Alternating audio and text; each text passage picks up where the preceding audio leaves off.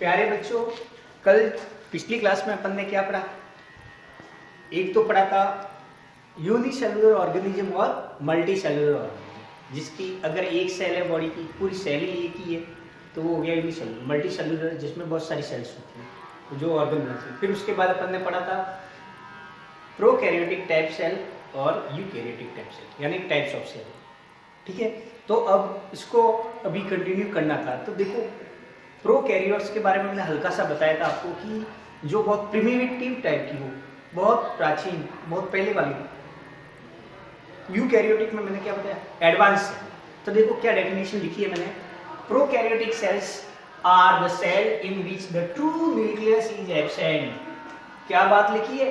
True nucleus is absent, यानी true nucleus से क्या मतलब कि जो न्यूक्लियस है उसके ऊपर न्यूक्लियर मेम्ब्रेन होनी चाहिए।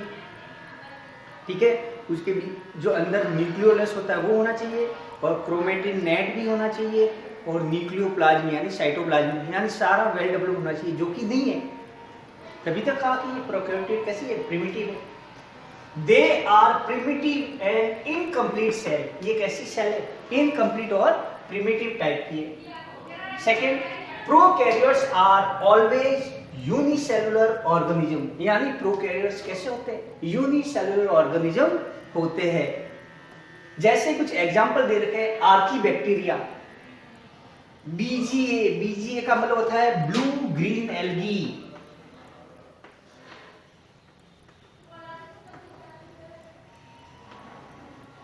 क्या होता है? ब्लू ग्रीन एल्गी और एल्गी। ये इसके एग्जाम है, प्रोकैरियोट्स के एग्जाम है। एग्जाम्पल, सॉरी, किसके एग्जाम्पल है? प्रोकैरियोट्स के एग्जाम्पल है। अब सेकेंड वाला पढ़ता है यूकैरियोटिक सेल। तो पहली कौन सी थी? प्रोकैरियोट्स, जैसे primitive cell, incomplete cell. Second eukaryotic, ये कैसी होगी? एडवांस होगी। Eukaryotic cell are the cell in which true nucleus is present. यहाँ एब्सेंट था तो यहाँ पे क्या है? प्रेजेंट। दूसरा, they are advance and complete cell. यहाँ पे क्या लिखा था? प्रिमिटिव एंड इनकम्प्लीट, यहाँ पे लिखा है एडवांस एंड कंप्लीट सेल। यानी इसमें न्यूक्लियस अगर होगा तो न्यूक्लियर मेम्ब्रेन भी होगा, सारे जो मटेरियल होने चाहिए वेल डिफाइंड होंगे। ठीक है, eukaryotes include all living organism. जितने भी लिविंग ऑर्गेनिज्म है वो सारे यूकैरियोट में गिने जाते हैं, चाहे वो यूनिसेलुलर हो या चाहे मल्टी सेलुलर हो, वो सारे किस में आएंगे? यूकैरियोटिक सेल में काउंट किए जाते हैं, वो चाहे यूनिसेलुलर ऑर्गेनिज्म हो या मल्टी सेलुलर ऑर्गेनिज्म। अब ये जो प्रोकैरियोटिक सेल और यूकैरियोटिक सेल की जो मैंने डेफिनेशन लिखवाई है, तो चलो इसमें कुछ डिफरेंस कर लेते हैं। तो आप एक काम कीजिए, नेक्स्ट पेज पे, यहाँ पे क्या ब्लैक बोर्ड के हिसाब से मैंने इसको अरेंज किया, आप इन दोनों को एक ही पेज में लिख लेना। एक पेज के बीच में लाइन खींच के इधर प्रोकैरियोट्स और साइड यूकैरियोट्स लिख के फिर इसमें डिफरेंस आप लिखो। ठीक है, तो देखो इसके कुछ पॉइंट्स है जो मैंने लिखवाए। पहले लिखी है मैंने इसकी साइज। तो प्रोकैरियोटिक की जो साइज होती है वो 1 से 10 माइक्रोमीटर तक ही होती है, 1 से लेके 10 माइक्रोमीटर। और यहाँ पे साइज कैसी है? 5 माइक्रोमीटर से लेके 100 माइक्रोमीटर के रेंज में होती है, यानी इससे बिगर साइज। ठीक है। Second, cell of organism lack nuclear membrane, ये तो बता दिया था। यानी लेक का मतलब क्या है? एब्सेंट। न्यूक्लियर मेम्ब्रेन, जब न्यूक्लियस ही नहीं होगा, वेल डिफाइंड न्यूक्लियस नहीं होगा, तो उसकी मेम्ब्रेन को कैसे डिफाइन करोगे? तो ये हो गया cell of organism lack nuclear membrane. तो यहाँ पे क्या हो जाएगा? Cell of organism have nuclear membrane, यानी यहाँ पे न्यूक्लियर मेम्ब्रेन है प्रेजेंट होती है, तो यहाँ एब्सेंट होती है। सेकेंड, ये न्यूक्लियस के अंदर होता है न्यूक्लियोलस। तो जब न्यूक्लियर मेम्ब्रेन ही सही डिफाइन नहीं है तो क्या लिखेंगे अपन? Nucleolus is absent. किसमें होता है ये? न्यूक्लियस के अंदर। तो यहाँ पे क्या लिखेंगे? Nucleolus is present.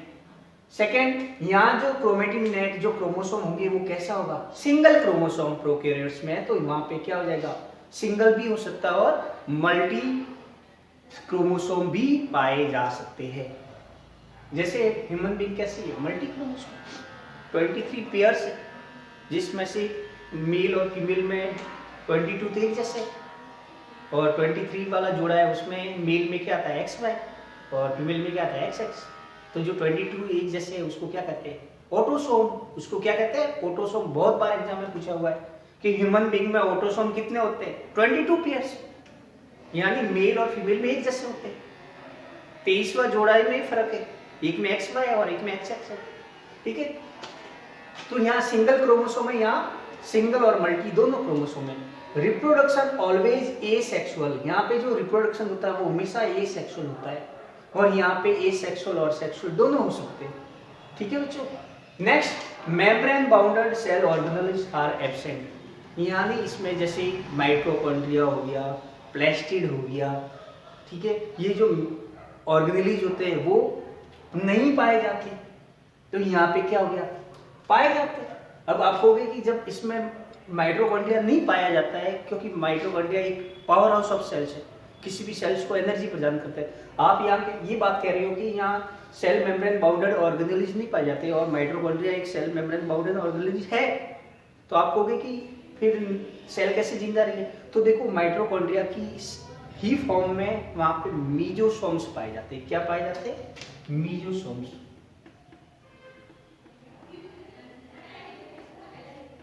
मीजोसोम्स पाए जाते हैं,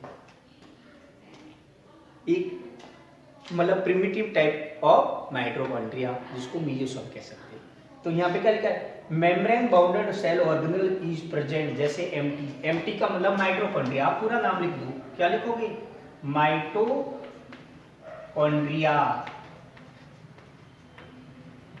ठीक है, कॉन्ड्रिया लास्ट में ए है। सेंट्रियोल इज एब्सेंट, प्रोकैरियोट्स में सेंट्रियोल नहीं होता और यूकैरियोट्स में सेंट्रियोल होता है, पर वो केवल centriole is present only in eukaryotic cells, eukaryotic cells में सेंट्रियोल प्रेजेंट होता है। Next, cell division by binary fusion, cell जो डिवीजन, सेल अपना जो डिवाइडेड करती है वो बाइनरी फ्यूजन के हिसाब से करती है, और यहाँ पे जो सेल डिवीजन होता है वो है माइटोसिस और मियोसिस।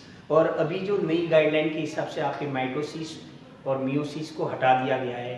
सेल डिवीजन इस बार आपके जो नया जो वापस रिवाइज जो सिलेबस आया उसमें नहीं है, तो कोई बात नहीं पढ़ेंगे उसको कंटिन्यू, इसको डिटेल में नहीं पढ़ेंगे, पर हाँ ध्यान रहना चाहिए कि जो सेल डिवीजन यूकैरियोट्स में कैसा होता है, माइटोसिस और मियोसिस, इसमें बहुत सारी फेज होती है, लेप्टोटीन, जाइगोटीन, निप्लोटीन, ठीक है, प्रोफेज, मेटाफेज, एनाफेज, टीलोफेज, पर नहीं है तो कोई बात नहीं। नेक्स्ट, इसका कुछ एग्जाम्पल है, बैक्टीरिया, बीजीए, क्या था? ब्लू ग्रीन एल्गी, और यहाँ पे जैसे फंजाई, प्लांट सेल और एनिमल सेल।